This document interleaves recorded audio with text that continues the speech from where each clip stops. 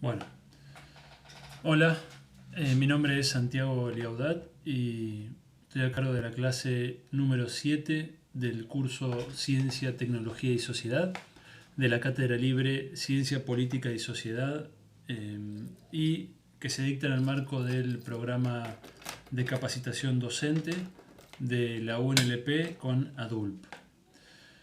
Bueno, en el día de hoy vamos a trabajar la noción de dependencia en la producción de conocimiento científico.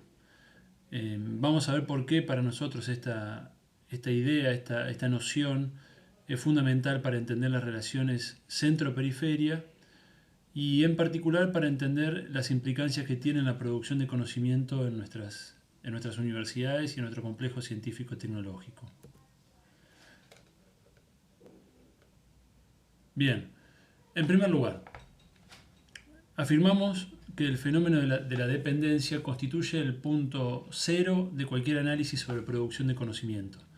En este sentido vamos a enfatizar que son las cadenas invisibles que nos sujetan un modo de producción de conocimiento que tiene por función alimentar las grandes usinas de pensamiento de los países centrales y por defecto, por complementariedad con este proceso, vamos a ver que inercialmente lleva a los países de la periferia a producir un conocimiento desvinculado mayormente de su contexto social. Ese es un poco el objetivo de la clase y creemos que es el factor fundamental porque, como veremos, toda la dinámica científica y tecnológica está afectada por este fenómeno. En segundo lugar, una aclaración preliminar acerca de las relaciones entre centro y periferia. Lo primero a dejar en claro es que no entendemos las relaciones centro-periferia desde una posición evolutiva y binaria. Es decir, no existe un centro por ser expresión de culturas más avanzadas o superiores o mejores y una periferia como expresión de culturas de menor valía, atrasadas, peores, sino que entendemos que las relaciones centro-periferia deben ser comprendidas como dos caras de una misma moneda. Es decir, que los países desarrollados producen como un epifenómeno, como un fenómeno asociado, el subdesarrollo en otras regiones del mundo. Y a su vez, este subdesarrollo se perpetúa en la medida en que el vínculo con los países desarrollados es una de las causas fundamentales de ese subdesarrollo. Por lo tanto, lejos de esta posición evolutiva y binaria, decimos evolutiva porque se suele plantear que los países atrasados o subdesarrollados deben seguir el modelo de los países del centro, en esa idea evolutiva de que están más avanzados en una especie de camino lineal. Y por lo tanto nuestra visión supone comprender el vínculo entre las expansiones capitalista europea y científica en la modernidad, es decir, cómo se construyó la centralidad y la condición periférica y qué mecanismos la sostienen. Es decir, lejos de pensar que las relaciones centro-periferia son estáticas o son producto de diferencias de tipo cultural, entendemos que hay un proceso de construcción social e histórica de la condición central y de la condición periférica, y que esa producción tuvo un acontecer en el tiempo, naturalmente, una historia, pero también tiene un presente vinculado a esta reproducción permanente de las relaciones centro-periferia. Dicho lo cual, y solamente a manera de preámbulo, vamos entonces a introducirnos en la temática. La forma en que elegimos introducirnos en esta temática es la siguiente. Vamos a comenzar haciendo un poco de historia de la ciencia para ver qué sucedía mientras en los países centrales tenemos una historia, vamos a ir viendo en un juego de espejos cuál era la historia que acontecía en los países periféricos. Bien. Por definición, durante buena parte de esta historia, por lo menos hasta el siglo XIX, esos países periféricos eran ni más ni menos que colonias, en el caso latinoamericano, y en el caso de África y Asia, hasta bien entrado el siglo XX, fueron colonias de Europa, y en algunos casos también de Estados Unidos. Por lo tanto, ver este juego de espejos va a ser fundamental para entender cómo la dependencia, lejos de ser un fenómeno natural, es un fenómeno construido históricamente. Lo que podemos observar en el PowerPoint, en esta primera mitad del cuadro, es lo que se suele conocer como la historia de la revolución científica, la historia del surgimiento del método moderno de conocimiento. Es un modelo repetido incluso en el marco de los estudios sociales de la ciencia y la tecnología, que a pesar del giro constructivista y de la mirada crítica hacia la mirada positivista y mertoniana, en buena medida sigue reproduciendo este modelo historiográfico canónico eurocéntrico. ¿Cuál es este modelo? ¿Qué es lo que dice? Bueno, fundamentalmente lo siguiente. Entre los siglos XIV y XVI hubo un proceso que se suele conocer como de renacimientos, me gusta hablarlo en plural, ya que está el Renacimiento italiano, pero luego se suele considerar que hay renacimientos en diferentes regiones de Europa, en un proceso expansivo de este fenómeno, que está vinculado, y esto se reconoce ya incluso en la historiografía canónica, vinculado a la absorción de saberes que llegan de Oriente, fundamentalmente del mundo islámico y del mundo bizantino. Y asociado al nacimiento de una institución que nosotros ya estudiamos en una clase pasada, que es el nacimiento de la universidad. Es decir, la universidad va a ser la gran receptora de estos conocimientos que llegan de Oriente. De Oriente es una palabra un poco forzada en este caso, porque el mundo islámico más bien estaba al sur y al oriente de Europa. Pero bueno, para ser un poco esquemáticos y simplificar el razonamiento. La universidad va a ser receptora de estos conocimientos, pero a su vez el Renacimiento, sobre todo el Renacimiento en su manifestación artística y cultural, va a ser hecho incluso a espaldas de la universidad y contra la universidad, ¿no? Es decir, el movimiento humanista en las letras, en el arte, va a ser cuestionadora de la universidad en tanto institución medieval, ¿no? Es esa relación que vimos en la clase sobre la universidad de cambio y conflicto, de continuidades y rupturas que caracterizan la universidad, ¿no? Por un lado, tiene un papel en este momento en el desarrollo del método moderno de conocimiento, y por otro lado va a ser criticada por el Renacimiento como símbolo del medioevo que se quiere dejar atrás. Bueno, pero esta primera etapa en general es considerado como el inicio, ¿no?, el renacer de una forma de conocimiento que supera, que deja detrás una fase supersticiosa, mítica, vinculada al medioevo.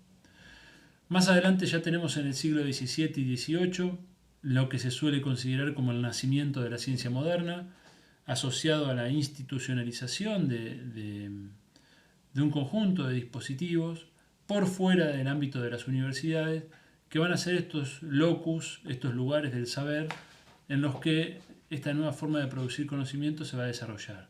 Particularmente la Sociedad Real de Londres, las academias de ciencias de París y Berlín, los liceos en Italia, e incluso instituciones en la España del siglo XVI y XVII vinculadas a la colonización en América.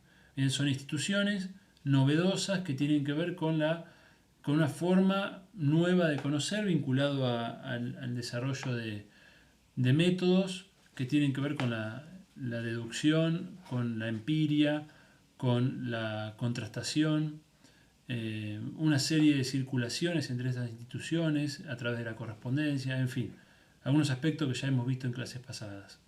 En el contexto entonces encontramos un escenario de confrontación entre una mirada ilustrada y una mirada escolástica.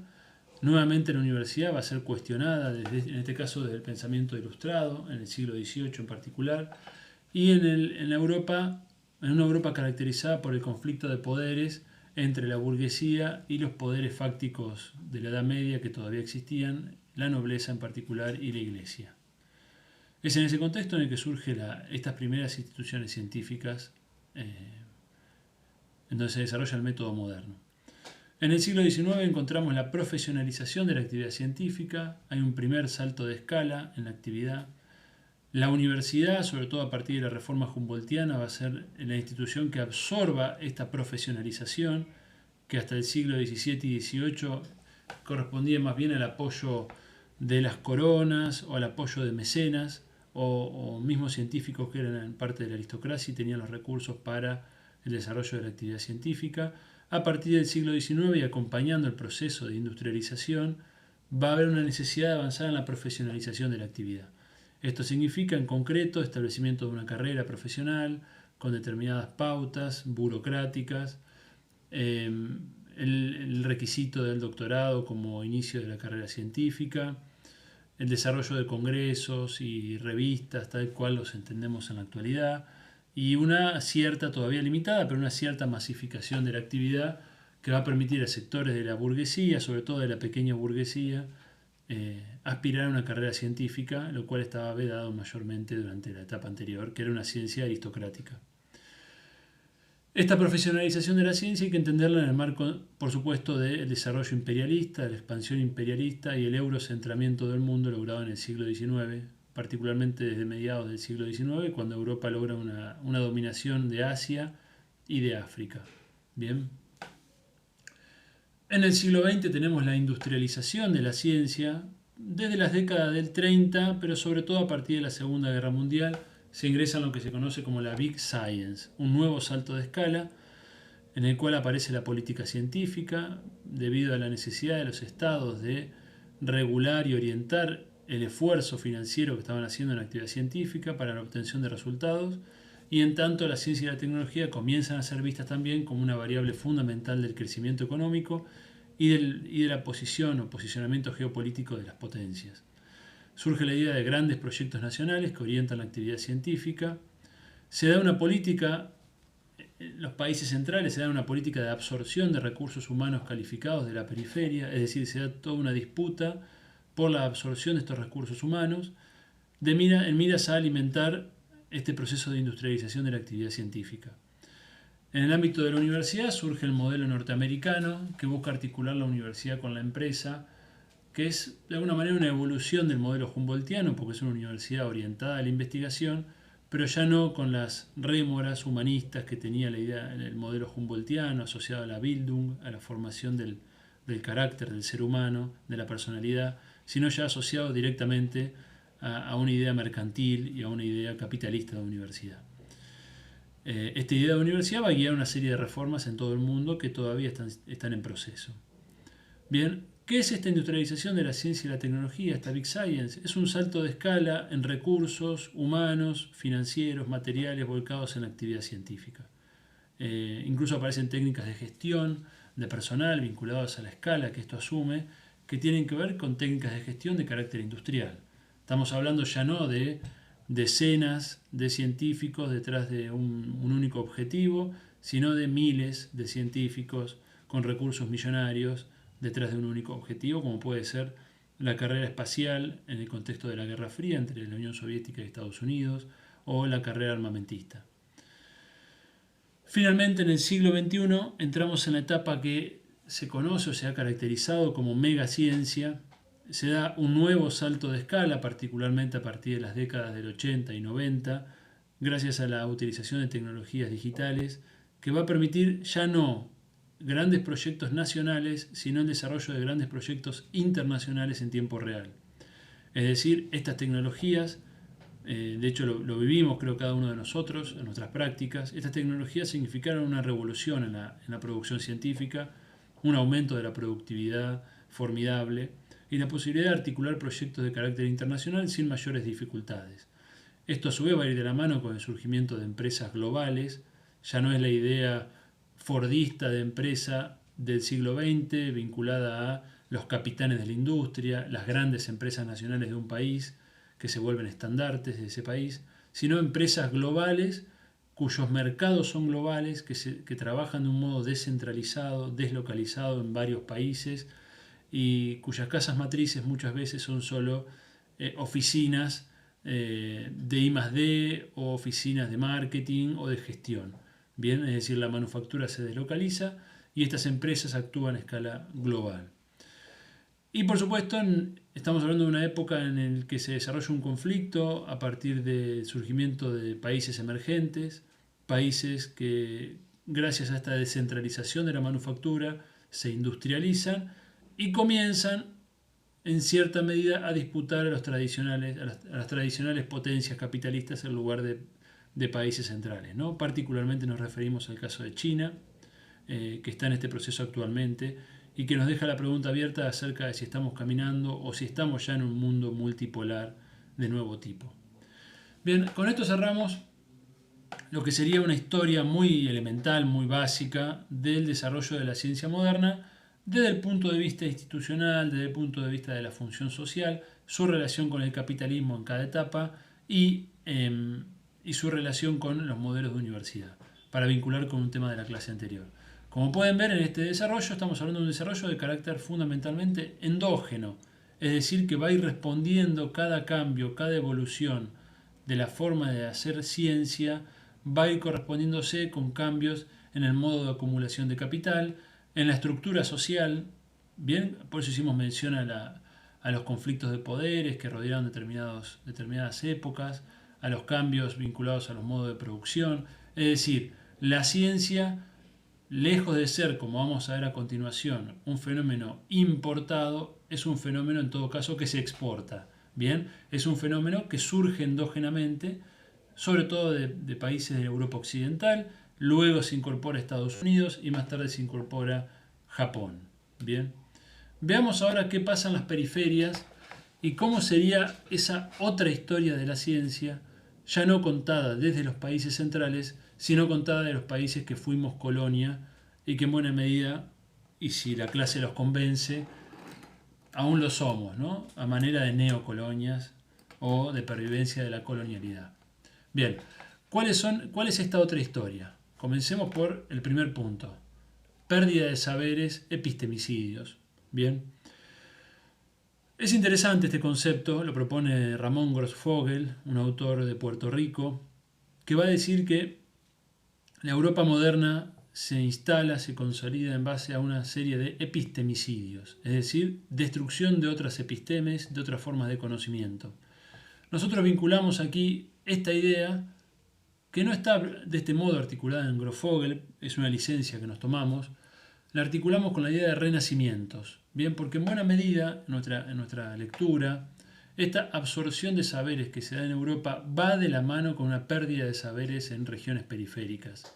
Y no solo hablamos del mundo musulmán, que va a ir cayendo lentamente bajo el dominio europeo, por lo tanto su lógica, su acumulación de saberes se va a ir perdiendo a medida que los centros del saber se van diluyendo, bien la propia cultura islámica se va retrotrayendo, va reduciendo sus fronteras, sino en el caso americano es muy particular, o en el caso asiático o africano, ¿no? Donde hay una absorción de saberes, en el caso americano saberes vinculados a plantas, animales, en particular saberes vinculados a la naturaleza, ¿no? Incluso acerca de los ríos, las estaciones, saberes arquitectónicos en la región andina, en la región de México, acerca de cómo utilizar determinados recursos para construir en esa región, etcétera, etcétera. Un conjunto de saberes que en la medida en que esas culturas sean disgregadas por la potencia europea, esos saberes se van a ir perdiendo. Bien. Entonces está bueno dar cuenta de esto, en qué medida el renacimiento de una región se hizo en base al epistemicidio de otra región. Bien, creo que un modelo o una imagen que nos puede servir para pensar esto son las catedrales en Cusco, que están montadas exactamente encima de los viejos templos incaicos. Bien, es un poco esa idea, ¿no?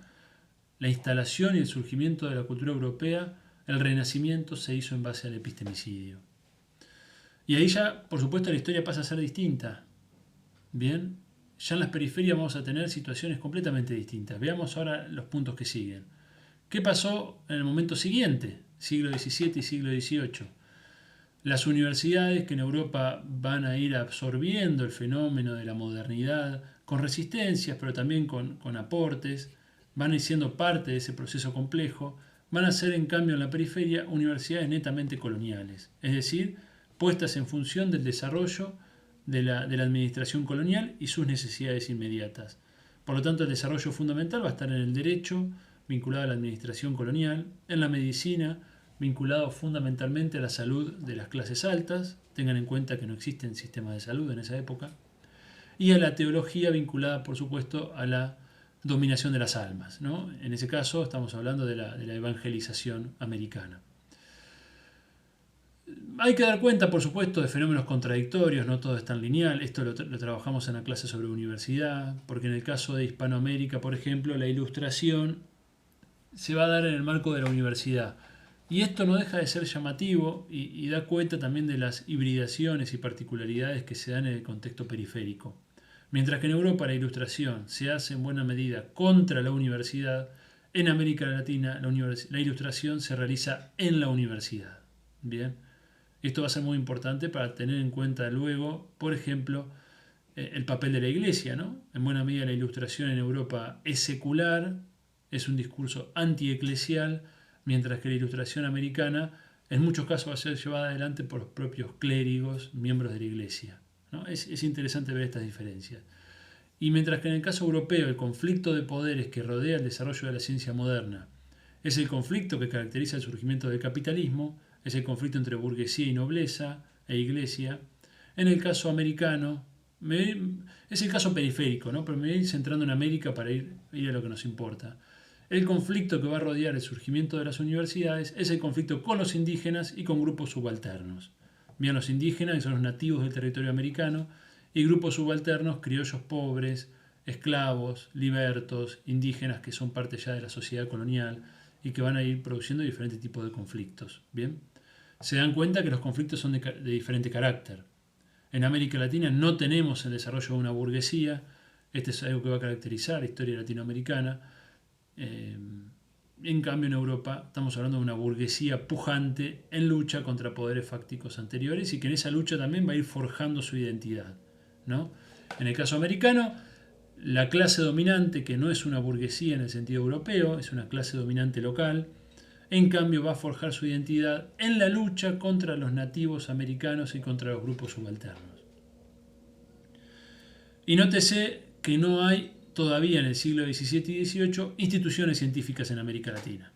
No existen, sencillamente. Es decir, mientras en Europa está desarrollando el nuevo método de conocimiento de la ciencia moderna, en América Latina no tenemos nada parecido. Bien. ¿Qué sucede en el siglo XIX? En el siglo XIX hay una exportación de actividad científica de Europa hacia el resto del mundo, migran científicos europeos que van a ser fundadores de disciplinas en toda la periferia. En el caso latinoamericano o en el caso argentino en particular, esto se va a evidenciar sobre todo en el último tercio del siglo XIX, en la creación de las primeras instituciones de ciencia y tecnología. Bien, nos referimos a los observatorios, los museos, algunos institutos y laboratorios. Mientras, por favor vayan notando el juego de espejos, ¿no? Mientras en Europa se está dando un salto de escala en la profesionalización de la actividad, en América Latina tenemos recién en el último tercio del siglo XIX la fundación de las primeras instituciones, todavía desvinculado mayormente de las universidades. La universidad es una universidad de los abogados, ¿bien? Es decir, la universidad que la República necesitaba en ese momento, vinculada a las necesidades de la administración pública, y en el contexto de un modo de producción caracterizado como agroexportador. Bien, la División Internacional del Trabajo nos coloca en el lugar de aportantes de materia prima para el proceso industrial europeo. Ven que el contexto social es bien distinto, en que la ciencia y la tecnología se desarrollan. Y por supuesto, estos científicos europeos que migran, sobre todo de disciplinas en las que podían realizar aportes originales desde nuevos territorios, por ejemplo la astronomía, por ejemplo la paleontología, la arqueología, la biología, la zoología, la botánica, son las primeras disciplinas porque en esas áreas los científicos podían encontrar nuevos animales, nuevas plantas, nuevos hallazgos arqueológicos, nuevas observaciones astronómicas que no podían realizarse desde el norte y por lo tanto era una opción para lograr el reconocimiento científico internacional. Bien, es decir que esta ciencia que empieza a desarrollarse en el siglo XIX, lejos de ser un producto endógeno de los países periféricos y en función de sus propias necesidades, es un producto importado desde las potencias capitalistas centrales y en función de necesidades e ímpetus de estos científicos que están buscando el reconocimiento en sus países. ¿Me explico? Por supuesto hay excepciones a esta regla, habría que dar cuenta también de científicos, me refiero al caso por ejemplo de Moisés Bertoni en Paraguay, científicos que van a comprometerse explícita y denodadamente con el desarrollo de estos países que se incorporan a la dinámica social y se involucran con las problemáticas de estos países. En muchos otros casos esto no es así y sencillamente están buscando su reconocimiento científico. No están preocupados por el desarrollo de estos países o lo entienden de una manera típicamente eurocéntrica y moderna, ¿no? ¿Qué pasa en el siglo XX? En el siglo XX dijimos que Europa y Estados Unidos fundamentalmente, Japón un poco por detrás todavía en la primera mitad, luego se incorpora, tenemos un proceso de industrialización, un paso hacia la Big Science. Bien, a esta profesionalización que estaba en curso se le suma una ingente, una enorme cantidad de recursos materiales, simbólicos, humanos, financieros, para dar un salto de escala en la producción científica y tecnológica. Bien, de la mano, por supuesto, con la creciente competencia intercapitalista y competencia con el bloque comunista. En los países periféricos, recién en el siglo XX, y diría incluso de un modo más consistente, recién en la segunda mitad del siglo XX, a partir de la década del 50, tenemos un proceso de institucionalización, con la creación de los Consejos Nacionales de Investigaciones Científicas y Tecnológicas y otros organismos, en el caso argentino, como el INTI, el INTA, etc. Fíjense, estamos hablando de que recién a mediados del siglo XX tenemos un grado consistente de institucionalización cuando Europa pasa por ese proceso unos siglos antes. Bien. Y en nuestro contexto, la profesionalización se fue dando de la mano con la institucionalización. Fue un proceso que va de conjunto, ¿no? Sobre todo en el área de las ciencias naturales y exactas. En el área de las ciencias sociales, la profesionalización va a ser tardía. Recién en la década del 80 y 90 del siglo XX tenemos un proceso de profesionalización de las ciencias sociales. En cambio, las ciencias exactas y naturales ya desde la década del 60 pasan por un proceso de profesionalización, que en el caso de Argentina se conoce como la edad de oro de la ciencia argentina. Bien. ¿Se dan cuenta bien de este juego de espejos de qué significa? Estamos hablando de que en Europa tenemos una industrialización de la actividad científica y tecnológica, mientras que en los países periféricos recién estamos institucionalizando y profesionalizando la actividad. Bien, por supuesto, esto no es casual, bien, y esta profesionalización de la actividad científica, en buena medida y lamentablemente, se va a integrar de un modo subordinado a nivel internacional con el proceso industrial de la ciencia y la tecnología en los países centrales, y por lo tanto, una vez más, esta ciencia y tecnología, en vez de estar puesta en función del contexto social periférico, de nuestras problemáticas del desarrollo y de las diferentes necesidades que tienen nuestras sociedades, va a entrar en diálogo con los grandes centros científicos, se va a insertar en redes internacionales con estos centros científicos y va a alimentar en buena medida el poderío de los países centrales. Se da un proceso en ese entonces, por supuesto, de masificación de las universidades, bien, con diferentes finalidades, pero entre ellas va a tener como consecuencia suplir de mano de obra a esta profesionalización de la actividad científica. Y en ese contexto, por supuesto, vamos a ubicar lo que es el pensamiento latinoamericano en ciencia, tecnología y desarrollo, el PLACTED, que es un emergente de este momento histórico tan particular en que por un lado se profesionaliza la actividad, se institucionaliza, hay una edad de oro en ese sentido de crecimiento de un complejo científico y tecnológico, pero este surgimiento en algunos autores va a ser percibido, este proceso va a ser percibido en su desvinculación con las necesidades nacionales. En esa tensión, bien, va a surgir el PLACTED como un cuestionamiento al modelo institucional, profesional, bajo el cual se estaba desarrollando la ciencia y la tecnología en otros países. Bien, y por supuesto hay que ubicarlo en las tensiones sociales y políticas que se dan en torno a la industrialización. Particularmente vamos al caso argentino. Argentina se está industrializando entre las décadas del 30 y del 70, cuando empieza un proceso de desindustrialización, pero estamos hablando de la década del 60 en particular. Argentina se está industrializando. Ese proceso de industrialización va a mover un conjunto de fuerzas sociales, en particular la clase obrera, y esa clase obrera y un empresariado nacional que empieza a constituirse van a ir expresando diferentes grados de tensión y conflicto con los países centrales en su desarrollo, y esas tensiones y conflictos van a dar lugar a movimientos de liberación nacional, a frentes nacionales antiimperialistas, y es en ese contexto, también bajo la fuerte influencia de la Revolución Cubana, sobre todo en sectores juveniles, en sectores universitarios, es bajo ese contexto que hay que entender el surgimiento del PLACTED. Bien. Sin embargo, hay que decirlo, la lógica hegemónica de institucionalización y profesionalización no consiguió ser revertida.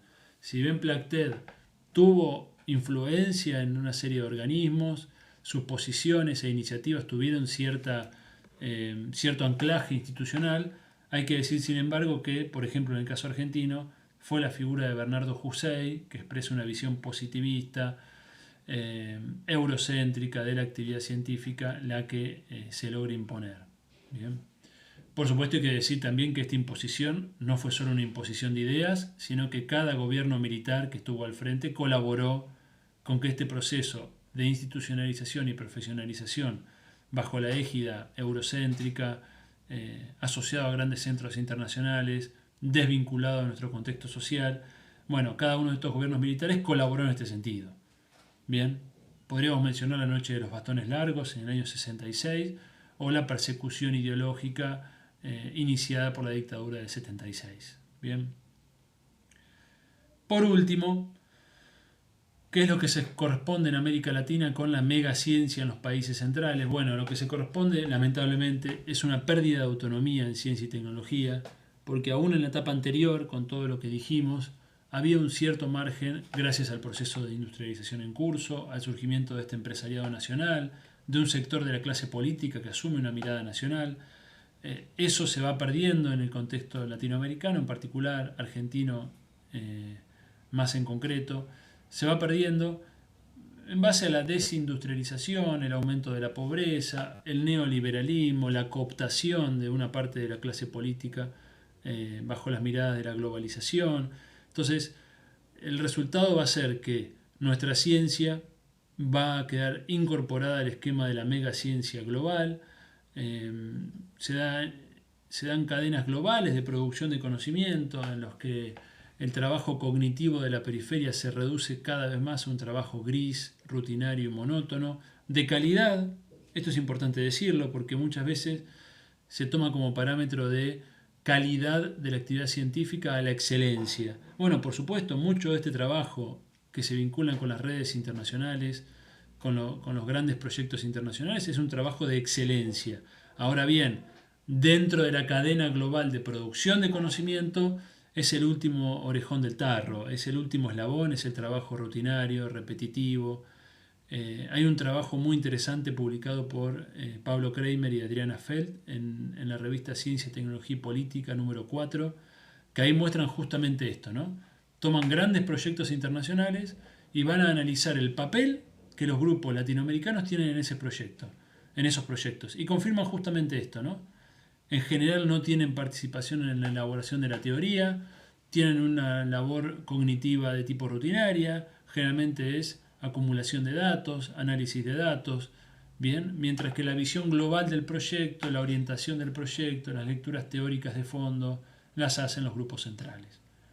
Esto es una característica propia de esta megaciencia. En cierto sentido, la fuga de cerebros que caracterizaba a la etapa anterior, no lo dije, perdón, bien, pero esta integración subordinada de la etapa anterior tiene que ver en buena medida también con la fuga de cerebros, que si bien en la etapa del siglo XXI continúa, no es que la fuga de cerebros se detuvo, en buena medida la megaciencia ya no necesita de la fuga de cerebros, ya no necesita de la absorción directa del recurso humano, ya que vos podés quedarte en tu país, financiado por tu Estado, y trabajar para mí. Bien, en ese sentido, por ejemplo, al gobierno norteamericano le conviene que vos trabajes en tu país y que el Estado argentino te pague, en vez de que vayas a Estados Unidos y que tengan que pagarte a ellos un salario. Entonces, ¿qué mejor? Que te quedes en tu país y que trabajes para mí sin que yo tenga ningún costo. También en esto, por supuesto, hay un papel fundamental de las publicaciones científicas, de los índices de impacto, los factores de impacto, los rankings internacionales, todo esto que trabajó Marcela en su clase, ya que con mano de seda conducen también la producción científica global en el sentido en que a ellos les interesa. Bien, sin necesidad de que el científico de la periferia migre hacia Alemania, Francia, Europa en general o Estados Unidos, te tengo a vos en tu lugar trabajando para mí. Bien, esa es un poco la tarea de estas grandes editoriales científicas. Por supuesto, estamos haciendo un esquema. Habría que complejizar más, ¿no? Como resultado de esto, se considera que la brecha tecnológica y científica en el mundo ha crecido. Bien, en contra de los discursos de la modernización que nos hacen creer que hoy estamos más cerca de los países centrales, todos los indicadores, no solo, no solo de inversión, que han aumentado las distancias entre países, sino de producción científica, de impacto en general de esa producción, incluso a nivel de los grandes premios internacionales, que expresan avances de conocimiento en términos generales, ha aumentado la brecha entre países. Bien, la desigualdad global en ese sentido ha aumentado y esto se acompaña, por supuesto, en el caso argentino, en particular, de una reprimarización de la economía, es decir, la desindustrialización y la inserción nuevamente a escala global como país agroexportador, con algunos nichos tecnológicos puntuales. Bien.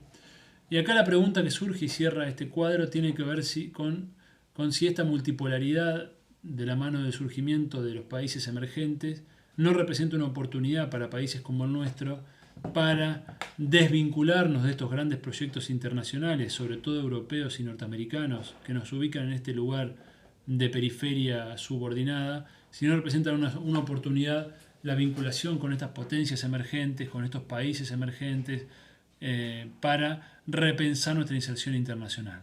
Bien, lo dejo solamente ahí como pregunta.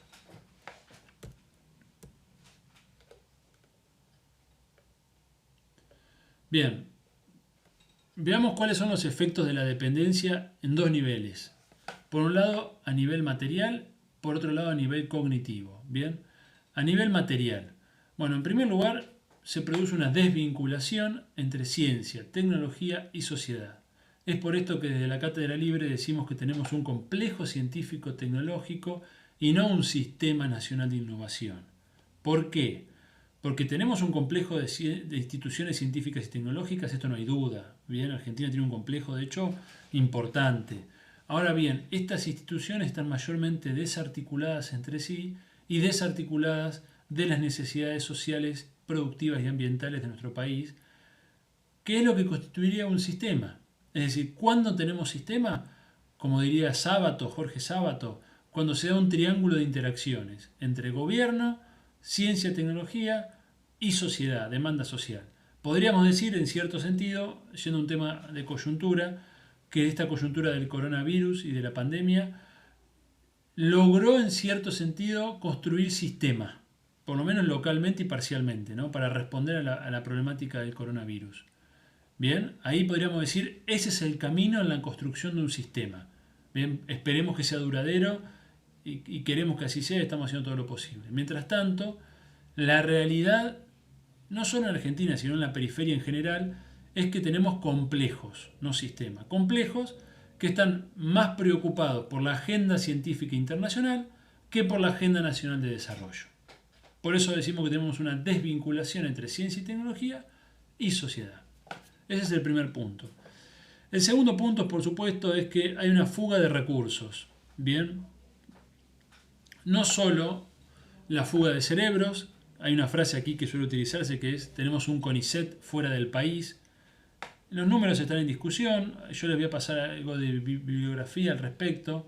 Es difícil definir cuántos científicos pueden ser considerados como fuga de cerebros que se encuentran fuera de nuestro país trabajando en países centrales, pero lo cierto es que sigue siendo un fenómeno importante, cuantitativamente hablando. Por eso programas como el Raíces fueron importantes en ese sentido.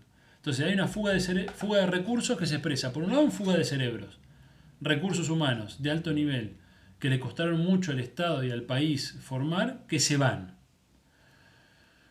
Segundo punto, transferencia ciega de conocimientos. Es decir, un conjunto de conocimientos producidos en nuestros países, científicos y tecnológicos, que se ofertan gratuitamente a través de su publicación, tanto en revistas latinoamericanas, pero sobre todo en revistas de los países centrales, y que ese conocimiento que gratuitamente nosotros aportamos a estas revistas es utilizado para la industrialización o para los procesos que sean, es utilizado en los países centrales. A esto un conjunto de autores que vamos a ver en la bibliografía le llaman transferencia ciega de conocimientos. Es decir, transferimos el producto de nuestro trabajo, de un conocimiento de buen nivel, de excelente nivel, que se publica en grandes revistas, pero que ese conocimiento, lejos de ser utilizado en nuestros países, es utilizado, sea a nivel productivo, sea a nivel, a otro nivel, es utilizado en los países centrales. Y en tercer lugar, perdón, ¿y por qué sería esto una fuga de recursos? Bueno, porque cada paper de cada científico, de cada grupo científico, le significa recursos al Estado, en proyectos de investigación, en salarios, en infraestructura, etc. Y en tercer lugar, ¿por qué hablamos de fuga de recursos? Porque una parte de la actividad científica y tecnológica se financia con deuda externa. Bien, hay un artículo también en Ciencia, Tecnología y Política, en el número 2 o 3, no recuerdo, que muestra, por ejemplo, el endeudamiento con el Banco Interamericano de Desarrollo, el BID, para el financiamiento de la Agencia de Promoción de Ciencia y Tecnología. Es decir, una parte importante de los fondos de investigación en nuestro país provienen de deuda externa que deberemos ir pagando con intereses. Son tres formas entonces de fuga de recursos. Y en tercer lugar, quizás no sé si el más importante, pero es un aspecto muy importante también, es que en la división internacional del trabajo cognitivo, la dependencia tiene un efecto en el que nos ubicamos en la realización de ciencia hipernormal, ¿no? Esta es una expresión que retoma la idea de Kuhn, de ciencia normal, pero enfatiza el carácter de hipernormal por ser un trabajo muchas veces y meramente de análisis de datos. Bien, no es la ciencia normal de Kuhn, que tiene que ver con la resolución de problemas del paradigma científico, sino directamente y meramente con la recolección y análisis de datos. Bien, y esto, por supuesto, es un efecto a nivel material, porque esto regula las prácticas materiales de los sujetos. A nivel simbólico y cultural, otros efectos de la dependencia. Bueno, por un lado, se construyen islas de modernidad, es decir, colabora con la profundización de una sociedad de tipo dual. ¿Qué quiere decir esto? Tenemos un sector de la sociedad, una clase media ilustrada, que está integrada internacionalmente, que es globalista, que mira con buenos ojos la globalización, la integración global, la integración en redes internacionales, que tiene contactos permanentes con colegas, con las ideas, con la cultura de Europa, Estados Unidos fundamentalmente. Y tenemos un grueso de la sociedad, en el caso de Argentina estamos hablando de un 30-40% por lo menos, de un sector que está en la pobreza, que está en la pobreza, que está lejos del proceso de globalización, que está lejos de la modernidad, que está lejos de todas estas dinámicas que venimos describiendo. Y esto produce un fenómeno que desde la década de 50 y 60 se conoce como de sociedad dual. Una sociedad que va a dos tiempos y que es propio de los países periféricos. Bien, porque esta clase media ilustrada se integra con los países del norte, mientras que un sector de la marginalidad queda en los países del sur. Bien. Esto, por supuesto, va a generar un fenómeno de estratificación social, es decir, los sectores ilustrados se sienten como un estrato diferente en la sociedad, esto que Ángel Rama denomina como la ciudad letrada, un estrato que cultural y aspiracionalmente se integra a Europa y Estados Unidos, y que en general son los sectores sociales que sirven de base a los partidos de derecha en nuestros países, mientras que los sectores populares, de trabajadores y empobrecidos se van a vincular con lo que se ha llamado el populismo o los partidos de tipo nacional popular. Esta estratificación social se dan cuenta que es muy importante en nuestra historia, ¿no? Lo podemos ver en hechos recientes como los conflictos que se han dado en torno a Vicentín. Otro elemento, otra consecuencia de la dependencia a nivel cultural es por supuesto el seguidismo intelectual y el sentimiento de culpabilidad. ¿Qué quiere decir esto? Se produce un seguidismo intelectual en el que los científicos de las periferias siguen las tendencias de moda que provienen del norte, y esto no es solo un fenómeno que se da en las ciencias exactas y naturales, que trabajan en general con agendas internacionales ligadas a las grandes revistas y a los grupos centrales, sino también en las ciencias sociales, y que muchas veces tienen un efecto incluso en las dinámicas sociales de nuestros países. Entonces, la última moda, impulsada en Europa por los filósofos de moda, es traída a nuestros países por estos intelectuales y luego impactan las dinámicas sociales, muchas veces profundizando estos problemas que vimos anteriormente. Y un sentimiento de culpabilidad permanente en la inteligencia de los países periféricos, que tiene que ver con que no se llega nunca al estatus de país central o de científico central, ¿no? Es decir, hay una idea ahí que trabaja Varsavsky, que tiene que ver con que no importa el esfuerzo que hagas, no vas a llegar a ser lo que es un científico de un país central, ¿no? Por eso hay toda una presión en ese sentido para la integración cada vez más fuerte a esos centros. Y esto va a producir, dice Varsavsky, que nosotros retomamos en un artículo que hicimos con algunos colegas aquí del curso, esto va a producir una crisis de sentido en los científicos periféricos, ya que no logran ser los primeros en sus disciplinas, ¿bien? Y al mismo tiempo no responden a los dilemas y a los problemas sociales de la sociedad que los rodea. Entonces están en un lugar, en una nebulosa, ¿no? El científico periférico, eurocéntrico, integrado al sistema, está en una posición que le produce una crisis de sentido permanente, ¿no? Por un lado, no logra ser el primero en su disciplina por su misma condición de periférico, y por otro lado, no responde a las necesidades sociales de la sociedad que lo rodea y que lo mantiene, ¿no? Bien, perdón si los mareo un poco. Vamos a ver cuáles son los mecanismos externos que reproducen la dependencia y luego cuáles son los mecanismos internos que la reproducen, porque por supuesto la dependencia no es solo un fenómeno que viene de afuera, sino que también se reproduce desde adentro, ¿no? Veamos, bien, mecanismos externos. Bueno, uno por supuesto son las agendas de investigación. ¿Quién define los temas de frontera? Hay un artículo de Diego Hurtado muy interesante al respecto, algo de el neutrino y la pobreza, que salió en página 12 y justamente habla de esto, ¿no? ¿Cuál es la agenda de investigación? ¿Cuál es el tema de frontera para un país periférico? ¿Es el mismo que el de un país central? ¿Es el mismo que el de la revista central de mi disciplina? ¿O los problemas de la química, de la biología, de la sociología, de la filosofía, de la física son distintos de acuerdo al contexto en el que me desenvuelvo, ¿no? Entonces, si la agenda de investigación es una y universal, seguramente esté trabajando para los países centrales sin saberlo. Un segundo mecanismo externo es el financiamiento condicionado. Bien, tanto el financiamiento que proviene de cooperación internacional, supongamos el programa Marco con la Unión Europea, o los programas que provienen de Estados Unidos, tanto este tipo de financiamiento como el financiamiento de organismos internacionales en general tienen un fuerte condicionamiento vinculado a temas de investigación, criterios de evaluación, que por supuesto condicionan la actividad científica. Bueno, por supuesto los premios y reconocimientos.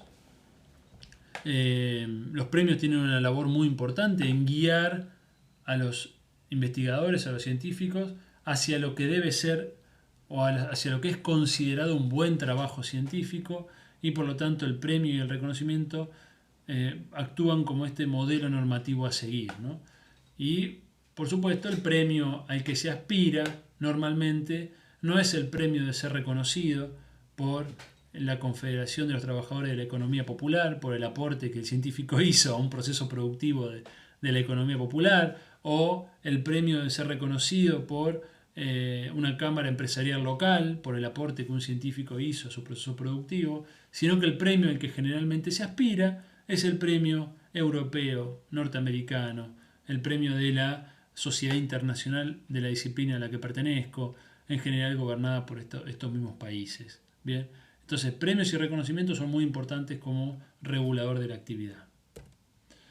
Bueno, las formas de evaluación estándar, por supuesto, tanto de proyectos internacionales como nacionales, que hay un proceso de estandarización de lo nacional hacia lo internacional. Entonces, esta estandarización se hace de acuerdo a ciertos parámetros que privilegian una forma de producir conocimiento. Ahí tenemos un artículo también elaborado en el marco de la Cátedra Libre y publicado en Ciencia, Tecnología y Política número 3, que analizamos justamente el fenómeno de la evaluación científica y las consecuencias que tiene la evaluación estándar. Bueno, revistas y congresos, por supuesto, es un mecanismo externo. El grueso de las revistas más importantes de nuestras disciplinas no pertenecen a nuestro país. La mayor parte de ellas no son revistas de libre acceso. Bueno, todo esto que trabajó Marcela en su clase. Y los congresos, por supuesto, nuevamente con la misma dinámica, ¿no? Regulados por cada disciplina. La validación de metodologías, considerar cuál es un método correcto de producción de conocimiento científico. Bien, esa validación no proviene de un centro científico de la periferia, sino que proviene por regla de los centros científicos de los países centrales. Por lo tanto, se desmerecen metodologías que no sirven a sus intereses o a su mirada.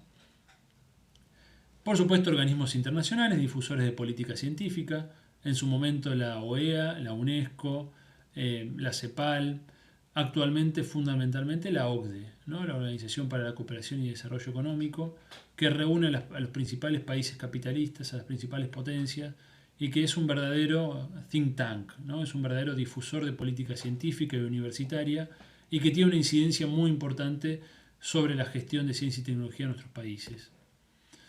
Bueno, la atracción de recursos humanos, que sigue existiendo, la fuga de cerebros, es un mecanismo externo. Esto es explícito, es decir, los países centrales destinan personas, destinan recursos, destinan políticas a la captación de recursos humanos de la periferia. Esto no es un secreto, esto es explícito, es abierto, están los planes científicos de ellos, cuántos recursos humanos deben absorber para sostener un nivel de crecimiento que se proponen. Y finalmente, como mecanismo externo, el aprovechamiento de conocimientos generados sin fines de lucro, fundamentalmente el conocimiento científico, que se publica en revistas nacionales o internacionales, no importa en este caso, pero que es industrializado, que es utilizado en otros países que tienen la capacidad productiva para hacerlo. Bien, este fenómeno que se ha llamado explotación cognitiva. Bien, incluso también en el management empresarial también se conoce como Open Innovation, ¿no? La idea de que la innovación ya no es cerrada en la empresa, sino que la empresa debe destinar recursos en aprovechar conocimientos que estén disponibles fuera de la empresa. Bien, esta es la idea de Open Innovation, de Chesbrough, y la idea de explotación cognitiva que la proponen Kramer y Zuckerberg. Veamos ahora cuáles son los mecanismos internos y ya vamos llegando hacia el final. Bien, los mecanismos internos de la dependencia.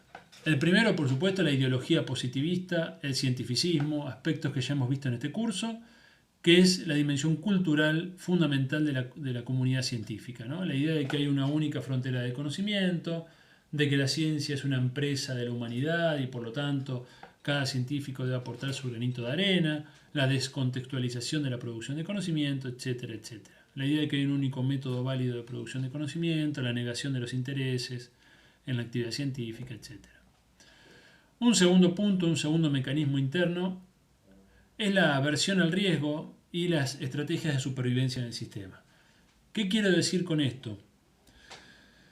Vivir en un país periférico no es fácil y sobrevivir en el sistema científico tampoco lo es, en la medida en que son sistemas reducidos, menores, pequeños, sobre todo si los comparamos con los grandes sistemas científicos de los países centrales. Entonces, en este escenario y con pocos recursos disponibles, ¿qué hago yo como científico individual? ¿Me atrevo a ir por un camino, digámoslo así, de ciencia revolucionaria a lo Kuhn o a lo Bourdieu, que también plantea algo así? ¿O más bien voy por la estrategia conservadora que me garantiza mis recursos, mi proyecto, mis becarios y sostenerme en el sistema sin mayores problemas, ¿no? Entonces, esta aversión al riesgo frente a un escenario inestable, que es el próximo punto, ¿no? Este conservadurismo institucional ante la inestabilidad, ¿no? Es decir, los países periféricos, por definición, nos encontramos en un proceso de profunda inestabilidad estructural. Esta sociedad dual, esta estructura social dual que está en la base de nuestros países, con fuertes desigualdades sociales, altos niveles de pobreza, clases medias y medias altas y altas antinacionales integradas a un proceso global. Si toda esta estructura social va a dar lugar a fenómenos políticos de concomitancia, que en Argentina es bien claro, ¿no? En Argentina se ha hablado de un péndulo entre gobiernos liberales o neoliberales y gobiernos desarrollistas, nacionalistas, nacionalpopulares, populistas, etc., ¿no? Esta inestabilidad política característica hace que muchas veces las instituciones, preocupadas por su supervivencia, por su permanencia en el tiempo, adhieran a una mirada conservadora, tradicional, cientificista, positivista. Bien, lo mismo que veíamos en el punto anterior, a nivel del científico como actor individual, lo podemos ver ahora a nivel de las instituciones. Bien, si yo estoy a cargo de una institución, soy director de un laboratorio, de un centro, de un instituto, de un CCT del CONICET entero, bueno, ¿qué hago? ¿Me atrevo a ir por el camino de cambiar las lógicas científicas o me acomodo a lo que existe y trato simplemente de que las cosas funcionen, de hacer una buena gestión, pero no me meto con las estructuras fundamentales de la producción de conocimiento. Bien, esto es un mecanismo interno muy fuerte. Por supuesto, la integración vertical con lo externo, es decir, con los países centrales, las redes internacionales, y no la integración horizontal con sectores sociales, con organizaciones sociales, políticas, productivas, ambientales, con las demandas sociales. Bien, este afán de integración vertical y no horizontal también es un mecanismo interno y no solamente es un mecanismo externo. Bueno, la mímesis institucional es un mecanismo interno, es decir, la adopción de parámetros de política científica, de evaluación, de indicadores y de toda una arquitectura institucional de los países centrales en un afán de copia, como si siguiendo el modelo obtendríamos los mismos resultados, ¿no? Esta mímesis, que es impulsada por los organismos internacionales, también encuentra a nivel local, bien, una adhesión y un seguimiento de parte de un conjunto de actores. La internacionalización acrítica es también un mecanismo interno. ¿Bien? Fíjense que en muchos de estos casos son mecanismos internos / externos, ¿no? En este caso también la internacionalización de las universidades y de la ciencia tiene un fuerte respaldo internacional, pero también a nivel nacional, hay que decirlo, encuentra un fuerte apoyo en gestores de la ciencia, la tecnología y la educación superior, bien, encandilados o convencidos de que este es el mecanismo correcto, y en general se sigue un modelo de internacionalización acrítica. Y con esto quiero enfatizar lo siguiente: no nos oponemos a la internacionalización en el sentido de establecimiento de vínculos internacionales, de reciprocidad, de cooperación. Por supuesto, nadie puede estar en contra de esto, y el conocimiento tiene que ver, entre otras cosas, con esta cooperación y esta internacionalización. Ahora, el problema es que sea acrítica. Bien, entonces, si es acrítica, no discutimos la orientación de esta movilidad de los recursos humanos, no discutimos a qué proyecto nos estamos integrando y cómo nos estamos integrando, no discutimos qué actores se apropian de los conocimientos que generamos. ¿Bien? ¿Me explico con esto? Entonces, hay que discutir, entre otras cosas, la internacionalización. También en Ciencia, Tecnología y Política pueden encontrar unos artículos muy útiles al respecto, tanto críticos como mostrando otros caminos de internacionalización. Ahí hay un artículo de María Paz López, por ejemplo, que muestra un proceso de cooperación entre Argentina y Cuba muy interesante en el número 4 de la revista. Y finalmente, un mecanismo interno fundamental es la cultura del publish or perish, ¿no? Publicar o perecer. ¿Cuál es la tarea del científico? Se nos dice publicar. Más, más y más. Bien, así se asciende en la carrera científica, así se logra ser un científico reconocido: publicar, publicar y publicar. No importa qué se publique, lo que importa es que se publique. Bien, en esta lógica, por supuesto, la inercia, el establecimiento de revistas de alto impacto, grupos de revistas que se consideran legítimas, todo esto va conduciendo con una mano de seda a la actividad científica local, en todo el sentido que venimos describiendo, ¿no? Profundizando la dependencia. Dicho lo cual, y espero no haberlos cansado, vamos a llegar a la última filmina. Hasta el momento pareciera que esto no tiene escapatoria, ¿no? Si bien mostramos algunas tensiones, mostramos algunos debates, uno diría, bueno, la lógica de la ciencia y la tecnología internacional y la forma en que el sistema nacional fue evolucionando, se fue desarrollando en relación con este sistema internacional, hacen que esto no pueda modificarse, que no haya salida. Bueno, no es la idea para nada. Bien, no es la idea. Justamente analizamos la dependencia porque creemos que es posible lograr una autonomía. Bien, autonomía que, insisto, no quiere decir autarquía, sino que quiere decir capacidad soberana de decisión en materia científica y tecnológica. Y se viene haciendo y se ha logrado de muchas maneras. Bien, es decir, no es imposible, es una tarea, por supuesto, política, es una tarea difícil, pero que es posible de emprender. Bien, un buen diagnóstico es el primer paso para encontrar una buena solución. Entonces, ¿qué podemos hacer para superar esta situación de dependencia? Bueno, lo primero, se necesita un proyecto nacional y una estrategia de carácter local, nacional y regional. ¿Qué quiere decir esto? Es muy difícil superar la dependencia en materia científica y tecnológica si no es de la mano de un proyecto político de carácter nacional y de orientación nacional.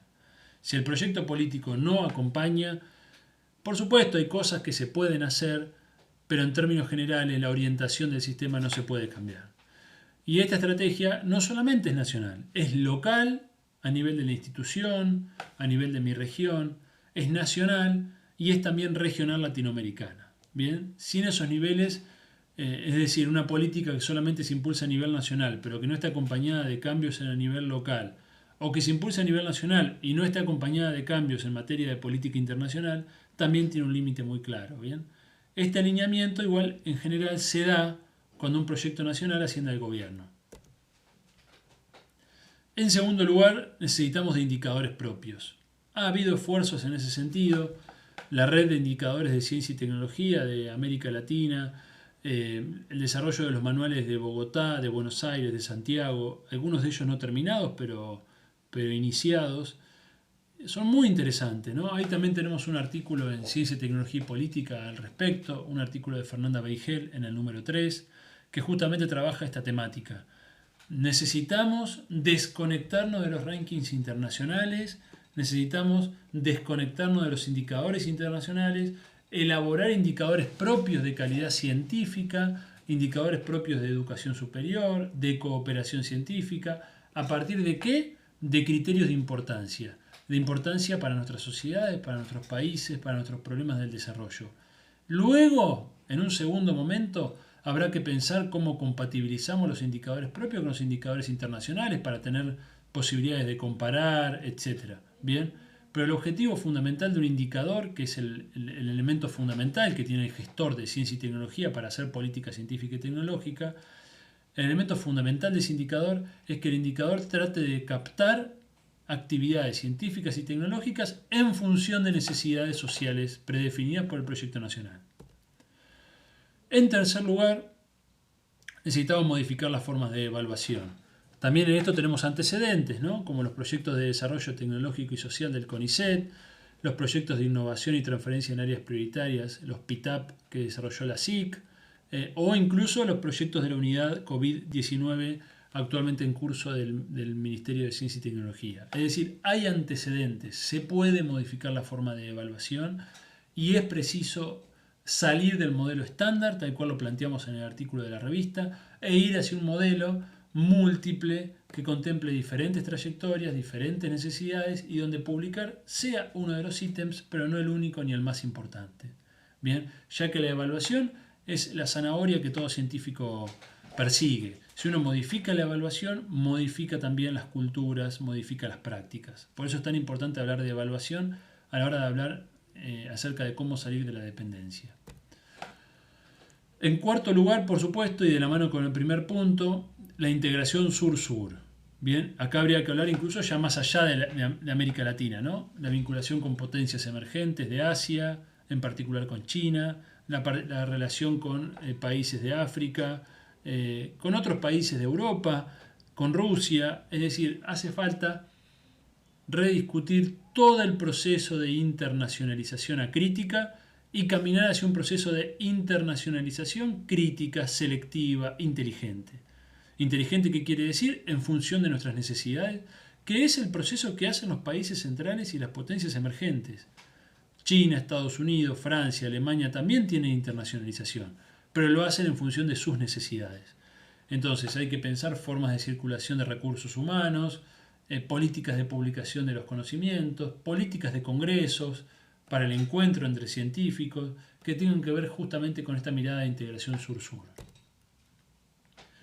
En quinto lugar, hay que definir, un poco de la mano con lo anterior, hay que definir estratégicamente una forma de vincularse con los países emergentes, los países del BRICS, Brasil, Rusia, India, China y Sudáfrica. Hoy diría cada vez más China, India y Rusia fundamentalmente, Brasil por supuesto como el gran socio regional, pero en la situación actual es un poco difícil pensarlo. Pero también con los países centrales. Es decir, nuestra propuesta no es la desvinculación de Europa, la Unión Europea y Japón. Para nada, y esto hay que dejarlo en claro todas las veces que haga falta. Lo que creemos es que hay que hacer una vinculación de tipo inteligente. Ellos van a buscar su beneficio, nosotros también debemos buscarlo. Sencillamente eso. Y no ir no ir como asnos, no ir como tontos detrás del camino de rosas que nos tienden, ya que ellos están buscando sus beneficios y nosotros debemos hacer lo mismo de nuestra parte. Bien, y de ese lugar vincularnos. Por otro lado, es preciso discutir toda la legislación de propiedad intelectual, en particular la legislación sobre patentes, pero también sobre marcas comerciales, derechos de obtentores en materia vegetal y otros derechos de propiedad intelectual que han ido creciendo en las últimas décadas, ya que, como mostramos en trabajos que ha realizado Zuckerfeld, en algún trabajo que he realizado con él yo también y en mi tesis de posgrado, estos derechos de propiedad intelectual sirven a la acumulación central y a la desacumulación de la periferia. En particular, estos derechos de propiedad intelectual fueron instalados y son defendidos por los países que en su momento no los respetaron y realizaron piratería de conocimientos. Bien, y una vez que estos países alcanzaron un umbral crítico de acumulación, comenzaron a defender la necesidad de que existan derechos de propiedad intelectual.